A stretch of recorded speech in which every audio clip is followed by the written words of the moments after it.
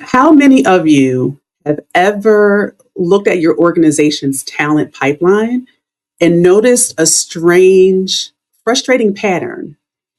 You recruit top tier female talent, and when you look at the mid level management tiers, they're packed with brilliant, highly capable women doing exceptional work. But then you look at the senior leadership tier, the executive suite, or even the boardroom, and suddenly that pipeline thins out. If you've seen this happen in your own company, drop a yes. Drop a yes in the comments. I know we're on YouTube today.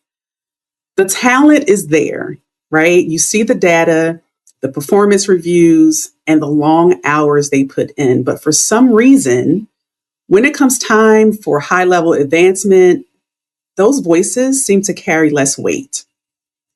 Maybe you sat in talent calibration meetings where a woman's names come up for a promotion and someone says, yeah, like she does a great job, but I don't know if she has that executive presence yet.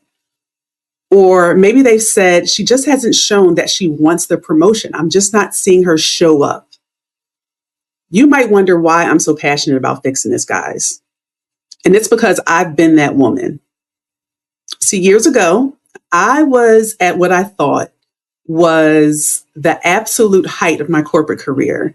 I had the six-figure role, the good job with benefits, plush corner office. I had an assistant.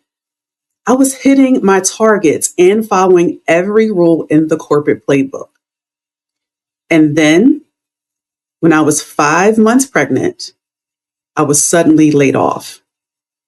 I couldn't go back to my office to get my things. My assistant at the time actually met me at my car with my belongings in a cardboard box.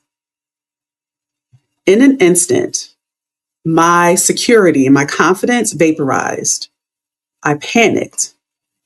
And honestly, there were days, guys, I sat in the dark and questioned everything about my worth and my capabilities. Now, for a long time, I blamed my supervisor. Her gaslighting, microaggressions, and impossible expectations actually literally gave me a stress-induced ulcer.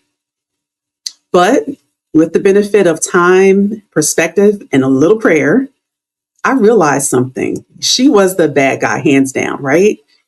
But she was actually a symptom of an organization that didn't know how to position its talent. That intense pressure from her forced me to realize that I'd actually been hiding behind my corporate title.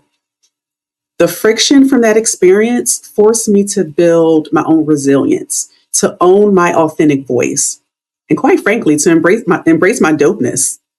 In hindsight, I should track her down and send her a thank you note. But here's the takeaway for everyone overseeing talent today. Don't let a broken pipeline be the reason your top talent has to leave your organization to discover their worth. My old company didn't just lose an employee, they lost a marketing and communications baddie, a powerhouse, because they didn't have the internal frameworks to pull my visibility forward. Decades of coaching, thousands of invisible experts, I like to call it, has taught me that your organization most likely isn't lacking talent or capability, but what it does have is a huge visibility gap. Organizations invest heavily in teaching women how to do the work. That's how our society is set up. But rarely are we equipped with the frameworks to articulate the strategic business value that we bring to the table. We train for execution, but leaving positioning to chance. And as a result, your highest performing assets remain your best kept secrets. We have to stop hoping and wishing that our talent's work is somehow going to magically speak for itself and intentionally equip them to tell their story of impact. Solving this is an urgent financial and cultural priority for your company right now. Why is that? Because every single day that a high-performing woman's brilliance lives under the radar is a day your organization loses or risks losing her to a competitor who will see her.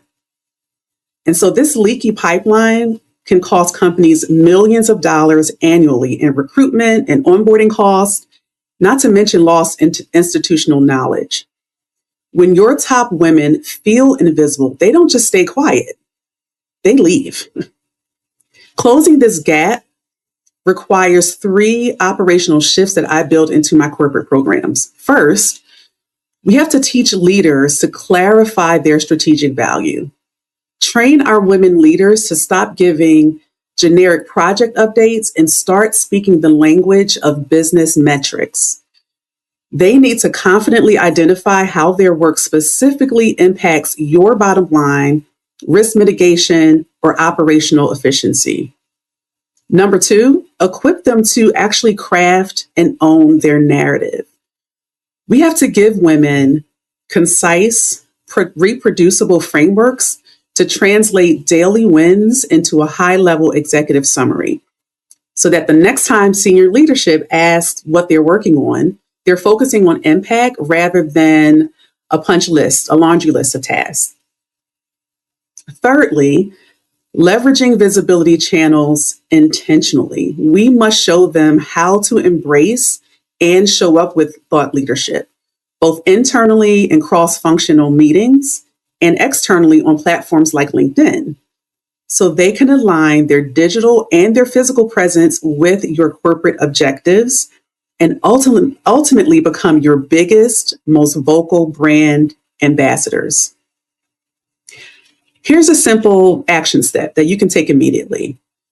Identify that one quiet rock star on your team. And in your next one-to-one, ask her, what is one high impact win that you delivered this month that the wider leadership team needs to know about? Help her bridge that gap. Listen, high performing women shouldn't have to experience crisis in order to step into their authority. And why should they have to look outside of your walls to find validation for their expertise? As leaders of talent and culture, you have the operational power to actually change the narrative. Will you continue to let your top talent remain your best kept secrets? Or will you invest in the visibility that actually drives retention, innovation, and growth for your organization? Every day they stay in the shadows is a direct hit to your company's pipeline, brand, and bottom line. Thank you.